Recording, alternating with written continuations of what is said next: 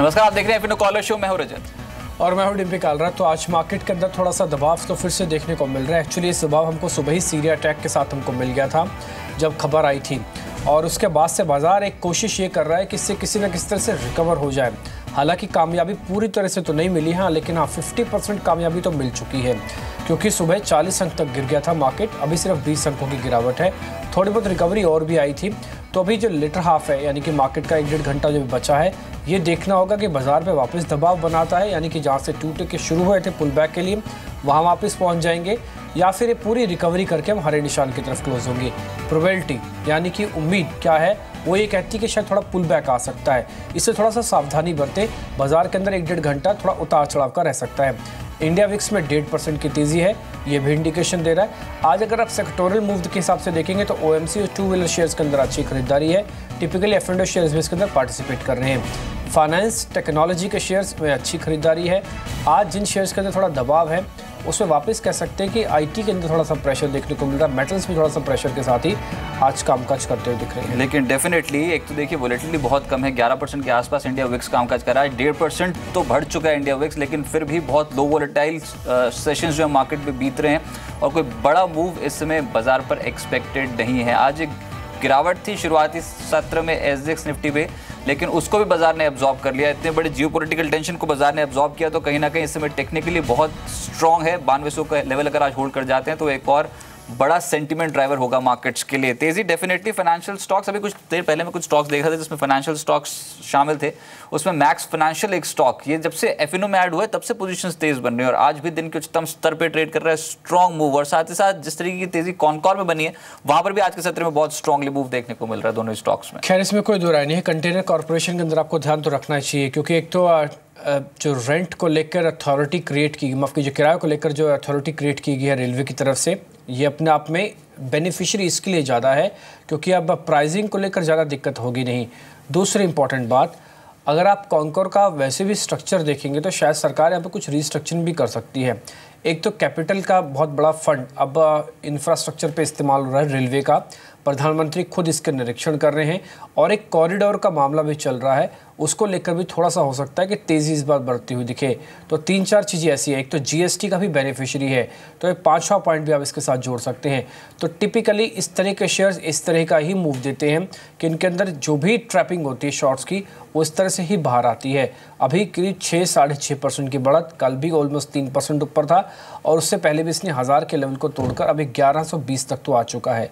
तो रेलवे पे इन particular shares पे आपको थोड़ा सा ध्यान रखें, जो क्लियर कट अभी तक 2 चीज़ों के बेनिफिशियरी हैं। पहला, एक तो रेंट यानी कि अथॉरिटी से फैसले से जुड़ा हुआ, और दूसरा जिन पे जल्दी कोई ना कोई खबर आ सकती है, जैसे कि जीएसटी या फिर कॉरिडोर को लेकर कुछ और। अच्छा, जो दूसरा सेक्टर आज बस कर रहे हैं उसमें ऑटो मैन्युफैक्चरर्स शामिल हैं। टू व्हीलर स्टॉक्स इस सीरीज में कंप्लीटली अंडर परफॉर्म कर रहे थे, लेकिन आज के सत्र में निचले स्तर से पलट गए। खासतौर से टीवीएस मोटर रिकॉर्ड स्तरों पर कामकाज कर रहा है एक जोरदार तेजी के बीच, और कल भी शो में बताया गया था कि हीरो मोटोकॉर्प जैसे स्ट्रक्चर्स ओवरसोल्ड टेरिटरी से पलट सकते हैं। बिल्कुल वैसे ही होता हुआ नजर आया। आज Bajaj auto, hero MotoCorp, TVS Motors जैसे स्टॉक्स में एक अच्छी तेजी बनती हुई नजर आई। एक पॉकेट जो पिछले कुछ दिनों में बहुत एक्टिव हुई है वो कंज्यूमर ड्यूरेबल। हेवल्स नहीं चला था, लेकिन आज के सत्र में हेवल्स में भी एक्यूमुलेशन शानदार देखने को मिले, और ओपन इंटरेस्ट के पोजीशंस के बीच, यानी तेजी के सौदे डेफिनेटली काउंटर स्पेसिफिक अप्रोच तो है डिम्पेस में मार्केट पे approach. In fact oil marketing companies को भी नहीं भूलना चाहिए। आज जो सबसे ज्यादा तेज हुआ है तबका, कमजोर तबका, वो है ऑयल मार्केटिंग कंपनीज। निश्चित रूप से बहुत स्मार्टली गेन करते हुए नजर आए सभी स्टॉक्स आज के सत्र में। ऑयल मार्केटिंग कंपनीज के अंदर जब परसों खबर आई थी कि जो दाम गिरे हैं, उसके बाद से हमने देखा था एक गिरावट आ गई थी, लेकिन मार्केट ने 2-3 दिन में संभाला है अपने आप को। अगर आप इंटरनेशनल क्रूड के प्राइसेस भी देखें तो जिस तरीके डेवलपमेंट वहाँ पे है, तो यहाँ पे कहीं ना कहीं इंपॉर्टेंट होगा कि ऑयल मार्केटिंग कंपनीज के अंदर मूव कैसे मिलता है। आज तो टिपिकली शॉर्ट कवरिंग की वजह से ये ऊपर आ रहे हैं, लेकिन इनके अंदर वॉलिटिलिटी आगे बनी रह सकती है, इसलिए ऑयल मार्केटिंग कंपनीज पर आप ध्यान रखें। एक सवाल हेवल्स के जुड़ा हुआ था। हेवल्स इस समय साल के उच्चतम स्तरों पर है। साथ ही हेवल्स का अगर आप डिलीवरी वॉल्यूम देखें ना 60% से ज़्यादा है। इस पूरे ही स्पेस के अंदर आप ये बात मान के ही चलें कि एक से 1.5 महीना खबरें काफ़ी जोरदार रहेंगी। आज सुबह भी वोल्टास को लेकर एक खबर आई थी कि वो कैनस्टार में हिस्सेदारी को खरीद सकता है, इसके लिए वो बिडिंग भी लगा सकता है, उसको एवेल्यूएट कर रहा है, उसका समीक्षा कर रहा है। तो ये सारे के सारे शेयर्स जो कि वाइट गुड के अंदर आते हैं, टिपिकली सीजनल भी हैं, इन सभी के अंदर आपको अच्छा मूव मिल जाएगा। कुछ कमोडिटी बेस्ड शेयर भी हैं क्योंकि इनका रॉ मटेरियल ज़्यादातर कमोडिटीज़ के प्राइस से बहुत अफेक्टेड होता है, तो वहाँ पे गतिविधि ज़्यादा है नहीं। तो प्राइसिंग पावर, सीजनल पावर और रिस्ट्रक्चरिंग, ये तीनों ही चीज़ें कहीं ना कहीं वाइट गुड स्पेस को चला सकती हैं। तो यहाँ पर भी आपको थोड़ा सा ध्यान रखने की ज़रूरत है। इस बीच संदीप से हम जुड़ते हैं और उनसे ये पूछ लेते हैं कि इस मार्केट्स के अंदर ओवरऑल क्या चल रहा है और टिपिकली रुपए को लेकर क्या हो रहा है। संदीप, देखिए, रुपए में मजबूती का रुझान है और ना केवल आज अगर आप इंट्राडे में देखें तो करीब 30 पैसे के आसपास की रिकवरी निचले स्तरों से देखने को मिली। और इनफैक्ट पूरा अगर आप 2017 की बात करें तो अब तक करीब 5% के आसपास की मजबूती डॉलर के मुकाबले रुपए में देखने को मिल चुकी है। अगस्त 2015 के बाद यानी कि 20 महीने के ऊपरी स्तर पर रुपए में कारोबार देखने को मिल रहा है। क्या कारण है ये समझने की कोशिश करते हैं कि क्यों रुपए में दरअसल आप देखिए कि 2 साल के आसपास के जो हाइज हैं वो देखने को मिल रहे हैं। पहली बात तो ये एशिया अगर आप ट्रेडर्स की बात करें तो उसमें बाकी मुद्रा के मुकाबले रुपए में जो भरोसा है वो कहीं ना कहीं पिछले कुछ समय में बढ़ता हुआ दिखा है। एक तो सरकार का रिफॉर्म्स के ऊपर काफ़ी फोकस है, जीएसटी 1 जुलाई से लागू होना और अब तक लगभग तय होता जा रहा है। और उसके साथ साथ जो बाकी रिफॉर्म्स है सरकार के, उसको देखते हुए इंडिया के ऊपर जो भरोसा है ना केवल एफआईएस का बल्कि जो करेंसी ट्रेडर्स है उनका भरोसा भी लगातार बढ़ता जा रहा है। One of the fastest growing economies हैं हम, तो उससे भी कहीं ना कहीं भरोसा इंडियन इकोनॉमी पे बढ़ता जा रहा है। लेकिन उसके साथ साथ जो मंथ एंड पे ओएमसीज की ओर से रुपए की डिमांड थी, क्योंकि ईरान को जो पेमेंट्स होते हैं अब वो रुपी टर्म्स में होते हैं, तो ओएमसीज की ओर से जो रुपए की डिमांड थी वो भी कहीं ना कहीं एक फैक्टर था जो कि प्ले आउट हुआ, जिस वजह से हमने रुपए में इतनी मजबूती बनती हुई देखी। इसके साथ साथ अगर आप देखें जो एनआरआईज थे जिन्होंने अपना पुरानी करेंसी को आरबीआई के पास सबमिट किया था, उनकी ओर से अब जो रीपैट्रिएशन है उसकी डिमांड अब कहीं ना कहीं बढ़ने लगी है नई करेंसी की, उस वजह से भी रुपए में एक जो मजबूती का ट्रेंड है वो देखने को मिला है। दूसरी ओर एफआईएस का जो फ्लो है वो काफ़ी स्ट्रॉन्ग है, तो उस वजह से जो फॉरेन बैंक्स हैं उनकी ओर से एफपीएस के बिहाफ पे जो डॉलर की बिकवाली है वो जारी है, जिस वजह से भी आप देखिए रुपए में मजबूती देखने को मिल रही है। दूसरी ओर ट्रंप की पॉलिसी को लेकर जिस तरह से काफ़ी अनिश्चितता है, उस वजह से भी डॉलर में जो निवेश जा रहा था बाकी करेंसीज के मुकाबले उसमें थोड़ी सी जो कमी है वो देखने को मिली है। और टेक्निकली भी डिम्पी शायद आप और रजत ज़्यादा अच्छे से बता पाएंगे, एक जो 65 का लेवल रुपए में टूटा है उसके बाद तकनीकी तौर पर कुछ शॉर्ट कवरिंग का सहारा भी रुपए में देखने को मिला, जिस वजह से ओवरऑल अगर आप देखें रुपए में इतनी मजबूती का ट्रेंड देखने को मिला है। इनफैक्ट अगर आप पूरे एशिया में कंपेयर करें तो one of the strongest economies कहना चाहिए। अगर आप रुपए की चाल की बात करें करीब 5% के आसपास की गेंस की बात मैंने करी। इसके अलावा अगर आप वॉन या तो फिर येन से कंपेयर किया तो फिर टाइवनीज डॉलर से कंपेयर करें तो one of the strongest currency इसे कहना चाहिए। इस वजह से भरोसा भी बढ़ा है देश में, एक तो रिफॉर्म्स हो रहे हैं, उसके साथ साथ एफआईएस का जो निवेश बढ़ रहा है उससे भी कहीं ना कहीं जो एशियन ट्रेडर्स हैं खासतौर पर करेंसीज के, उनका रुपये के ऊपर जो भरोसा है वो काफी ज्यादा बढ़ा है। इस वजह से कह सकते हैं ओवरऑल मजबूती जारी है और एशिया में बहुत स्ट्रांगली मोमेंटम इस समय रुपए में डॉलर कंपैरेटिव देखने को मिल रहा है। बहुत शुक्रिया जानकारी हम तक पहुंचाने के लिए। लेकिन एक कॉलर शो है और एफएनओ से रिलेटेड कोई भी सवाल जो है वो आप इस शो के जरिए बाजार के एक्सपर्ट से पूछ सकते हैं। आदित्य अग्रवाल साहब हमारे साथ इसमें मौजूद हैं। सबसे पहला सवाल प्रदीप जी का फरीदाबाद से इस समय लाइन पे मौजूद है। प्रदीप जी नमस्कार, स्वागत है आपका। सर पूछे क्या पूछना चाहते हैं?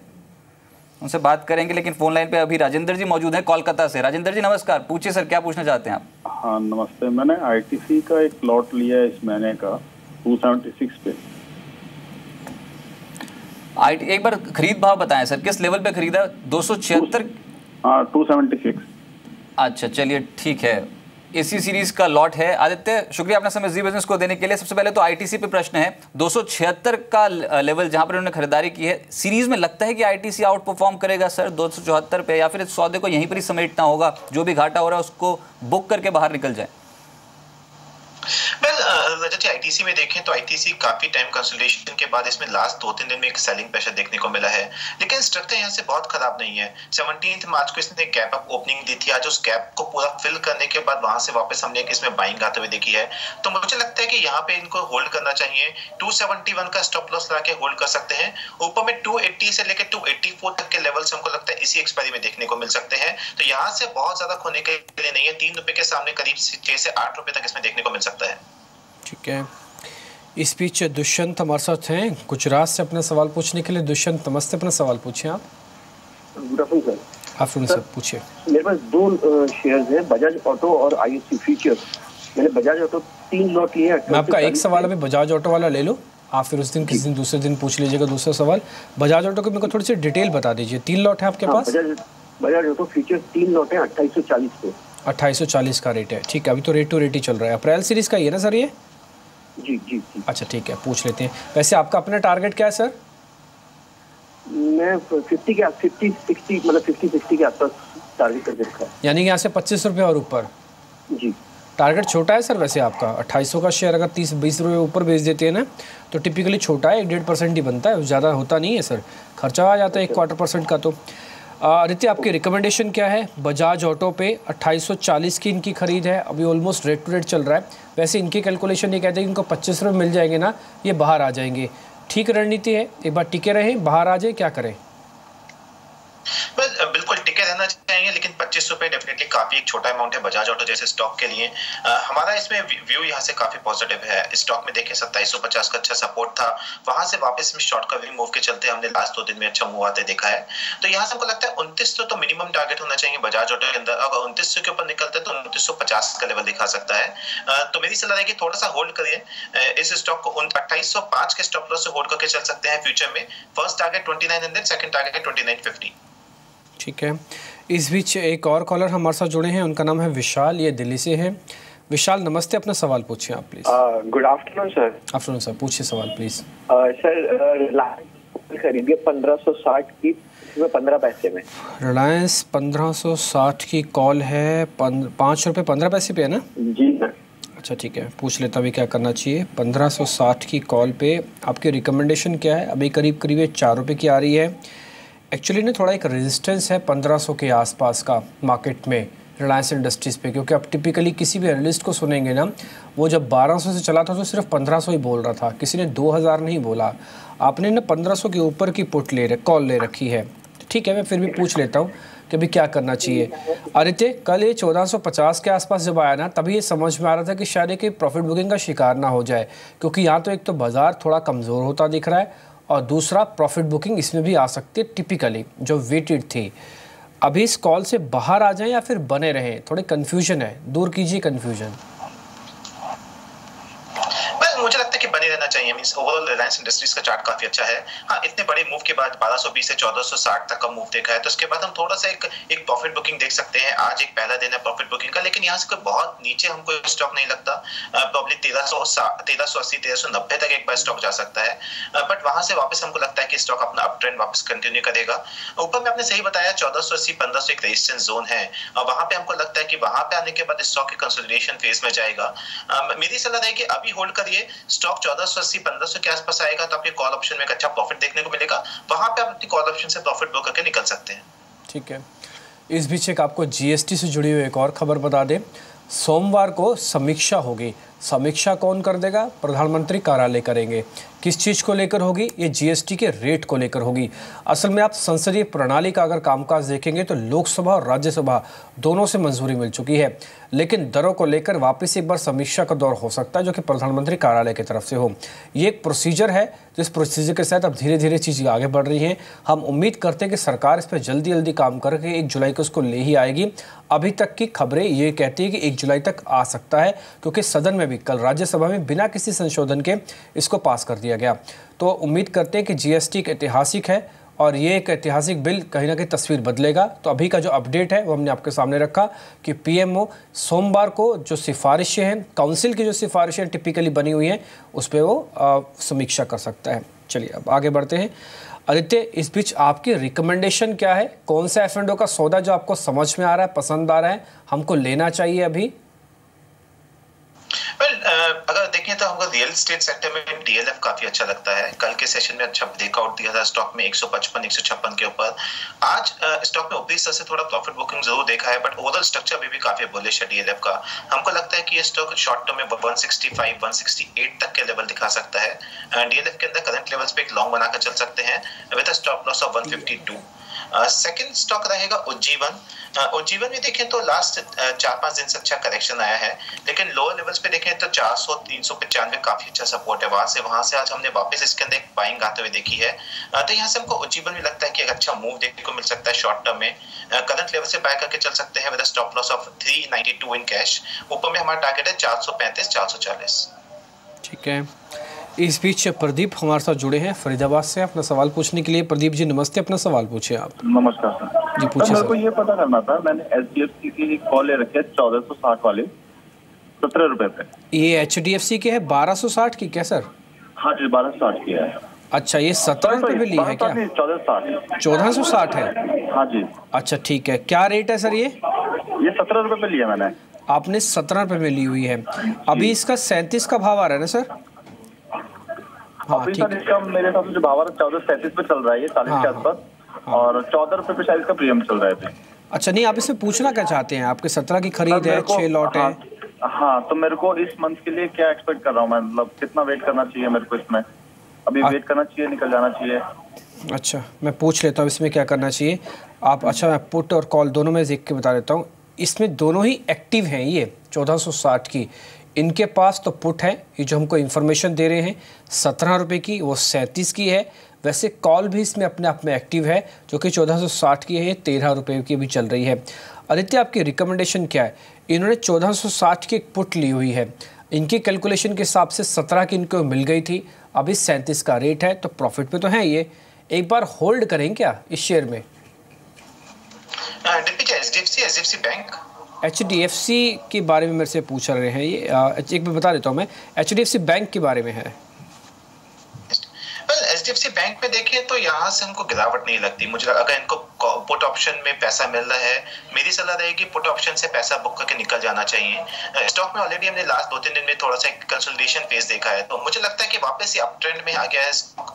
यहाँ से एक अच्छी बाइंग देखने को मिल सकती है। इनफैक्ट किसी को फ्रेश बाय करना है तो यहाँ पे 1420 के स्टॉप लॉस से वापस बाय करके चल सकते हैं। हमें लगता है कि इस सीरीज में ही 1470 1480 तक के लेवल दिखा सकता है, तो पुट ऑप्शन से बिल्कुल अच्छा प्रॉफिट मिल रहा है, बुक करके निकल जाना चाहिए। ठीक है, एक बार ना प्रदीप जी आप एक काम कीजिए, जो भी इंफॉर्मेशन आप मेरे को बता रहे थे 1460 की HDFC की कॉल आपके पास 17 रुपये की, उसी का ही एनालिसिस करके आपको एक बार बाहर आ जाना चाहिए। आदित्य आपको ये रिकमेंडेशन दे रहे हैं। चलिए अब आगे बढ़ते हैं। हिमांशु हैं आप भोपाल से अपना सवाल पूछने के लिए। हिमांशु जी नमस्ते, अपना सवाल पूछें आप प्लीज़।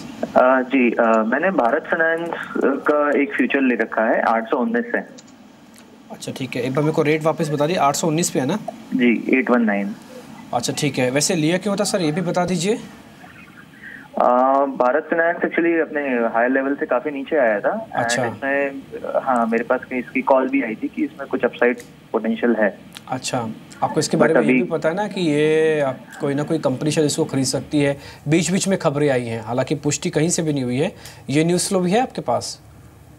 हाँ ये इसकी भी इस टाइप की कुछ न्यूज़ थी, बट उतनी कॉन्क्रीट न्यूज़ नहीं थी।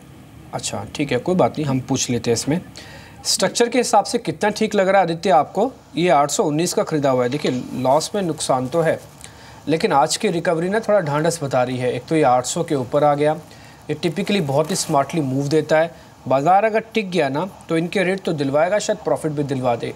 आपका सुझाव क्या है भारत फाइनेंशियल पर? डेफिनेटली मींस डिम्पी जी देखें तो भारत फाइनेंशियल्स अभी हाल फिलहाल में न्यूज के चलते काफी ज्यादा एक्टिव हो गया, काफी वोलेटाइल हो गया है। एक रेंज में चल रहा है 760 और 880 की रेंज में चल रहा है, बट इस रेंज में भी देखें तो काफी वोलेटिलिटी के संग ट्रेड कर रहा है। अभी नीचे से एक पुल बैक आया है, 760 का एक अच्छा सपोर्ट था, वहीं से वापस आज के सेशन में पुल बैक आते हुए देखा है। ये पुल बैक में स्टॉक प्रॉब्ली थोड़ा सा और एक्सटेंड कर सकता है अपने गेन्स को, 828 830 तक जा सकता है, वहां पे एक माइनर रेजिस्टेंस है। तो मेरी सलाह रहेगी अगर इनको छोटा ही से अगर इनको शॉर्ट टर्म के लिए लेना है तो 828 830 के आसपास निकल जाइए, लेकिन अगर थोड़ा सा लंबी अवधि का नजरिया है तो 880 तक के हमको इसमें लगता है कि एक मूव देखने को मिल सकता है। बट ये स्टॉक काफी वोलेटाइल है, तो मेरी सलाह रहेगी 760 का स्टॉप लॉस, जो कि काफी बड़ा है, लेकिन stop loss logically stop loss वही बनता है 760 के स्टॉप लॉस से होल्ड करना पड़ेगा अगर बड़ा टारगेट रखना है 880 का। ठीक है, इस पीछे एक और कॉलर हमारे साथ हैं, उनका नाम है राजेंद्र, कोलकाता से हैं। राजेंद्र नमस्ते, अपना सवाल पूछ लीजिए आप। सुन पा रहे हैं आप मेरे को राजेंद्र? आप तक आवाज़ आ रही है? नहीं, इन तक आवाज़ नहीं आ रही, शायद इसलिए सवाल भी नहीं पूछ पा रहे। राजेंद्र का सवाल मैं पूछ लेता हूं उनकी तरफ से। आदित्य, इनके पास ना एक ITC का लॉट है, अप्रैल सीरीज़ का है और 276 का है। मैं ये तो नहीं कहूँगा कि सौदा बुरा है, क्योंकि इन्होंने डिलीवरी बेस देख लीजिए, चाहे न्यूज़ फ्लो देख लीजिए, चाहे फ्यूचरिस्टिक गाइडेंस इसकी आप देख लीजिए, या ITC का कोर बिजनेस का रिवाइवल देख लीजिए, सब कुछ तो ठीक लग रहा है। क्या प्राइस भी ठीक होने वाला है? ये 300 का रेट पे बिक जाएगा? 300 बोलना काफी मुश्किल रहेगा डम्पीजी, लेकिन 280 285 हमको लगता है कि इसी सीरीज में अभी देखने को मिल सकता है अगले एक हफ्ते के अंदर। 270 का 271 का एक सपोर्ट लेवल था, एक गैप अप ओपनिंग हुआ था मार्च में 17 मार्च को, उसने आज उसको गैप को पूरा फिल किया और वहां से वापस हमने इसमें शॉर्ट अनवाइंडिंग होते हुए देखी है, जिसके चलते ये अप मूव जो आज चालू हुआ है हमको लगता है 280 285 तक जा सकता है। तो मेरी सलाह रहेगी 271 के स्टॉप लॉस से होल्ड कर सकते हैं। 280 हमारा पहला टारगेट रहेगा, उसके ऊपर गया तो 285 सेकंड टारगेट हो जाएगा। अशोक भी हैं दिल्ली से सवाल पूछने के लिए, आईसीआईसीआई बैंक पे पूछना चाहते हैं। अशोक नमस्ते, पूछिए सवाल आप। हेलो नमस्कार जी नमस्ते सर, पूछिए सर प्लीज। सर मैंने ना आईसीआईसीआई बैंक का एक लॉट लिया हुआ है 282 में। ये 282 पे लिया है सर, ये लिया कब था ये और बताइए आप। ये लिया मैंने 31 मार्च को। अच्छा 31 मार्च को, कोई बात नहीं, सीरीज शुरू हुई थी उस दिन, कह रही है ठीक है। अभी का ज़्यादा नफ़ा नुकसान तो सर है नहीं शेयर के अंदर, देखिए बाजार थोड़ा ऊपर भी आया, वहाँ से थोड़ा करेक्ट भी हुआ। पूछ ले तो मैं इसमें क्या करना चाहिए। अरे सौदा कितना गलत और कितना ठीक साबित हो सकता है। 282 का हमने आईसीआईसीआई बैंक का फ्यूचर प्लस किया है, अभी जो रेट आ रहा है 280 के आसपास से आप समझ लीजिए कि आपको कट जाएगा आपका सौदा जैसे तैसे करके। काटना है कि रखना है सर? मुझे लगता है कि थोड़ा सा होल्ड कर सकते हैं, यहाँ से हमको बहुत ज्यादा रिस्क आईसीआईसीआई बैंक में नहीं लगता। इनफैक्ट अगर प्राइवेट सेक्टर बैंक्स में देखें तो आईसीआईसीआई बैंक अभी भी काफी स्ट्रॉन्ग कैंडिडेट है। जरूर ऊपरी हिस्सा से देखें 288 290 से थोड़ा सा प्रॉफिट बुकिंग के चलते स्टॉक नीचे आया है, लेकिन इसके अंदर एक अच्छी बात है कि शॉर्ट पोजीशन बनते हुए नहीं देख रहे हैं, केवल प्रॉफिट बुकिंग के चलते ही स्टॉक में थोड़ा सा करेक्शन होते देखा है। तो मेरी सलाह है कि 277 के स्टॉप लॉस से होल्ड कर सकते हैं। 288 292 हमको लगता है इसी सीरीज में देखने को मिल सकता है। एक एसएमएस हम ले लेते हैं जिनसे हमने जिनको रिलायंस इंडस्ट्रीज़ को लेकर थोड़ी सी उनसे हमारी बात हुई थी, वो थे सलाम झारखंड से। उनका एसएमएस आया, कल भी आया था, कल किसी वजह से ले नहीं पाए, आज ले लेते हैं। कैस्ट्रॉल पे वो रिकमेंडेशन पूछ रहे हैं, 430 की कॉल इनके पास है। अदित्य आपकी रिकमेंडेशन क्या है? क्योंकि एक्चुअली ना कैस्ट्रॉल ये जो क्रूड के प्राइसेस है ना, इसको अच्छा तरह से फ्लक्चुएट भी करता है, उस पर रिएक्शन देता है अपनी। और दूसरा टिपिकली इसके ना रिजल्ट्स अच्छे आने वाले हैं इस बार के क्वार्टर्स के अंदर। ये 430 की कॉल उन्होंने प्लस कर रखी है, ये एट द मनी कॉल ही है। एक बार बने रहें क्या? ये 10 रुपये के ऊपर की खरीदी हुई कॉल है।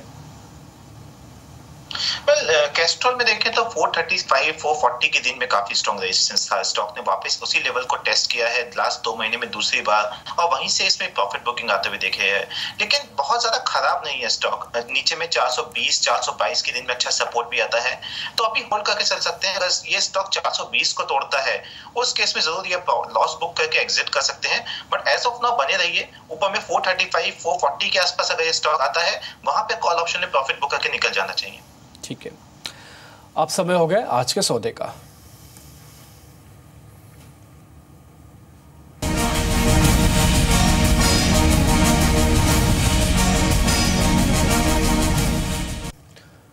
मार्केट में जिस समय थोड़ी भी कंफ्यूजन हो, पहले तो आपको सेफ्टी ढूंढनी चाहिए, प्रॉफिट तो बाद में, पहले सेफ्टी फर्स्ट हो जाती है।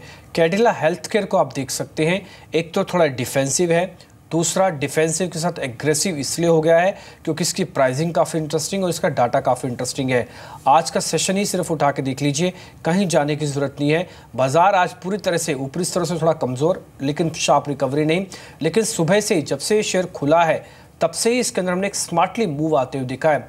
इसका डाटा इंडिकेट करता है कि करीब 45% की डिलीवरी इसके अंदर है, 15% का आज ओआई इसके अंदर एडिशन है।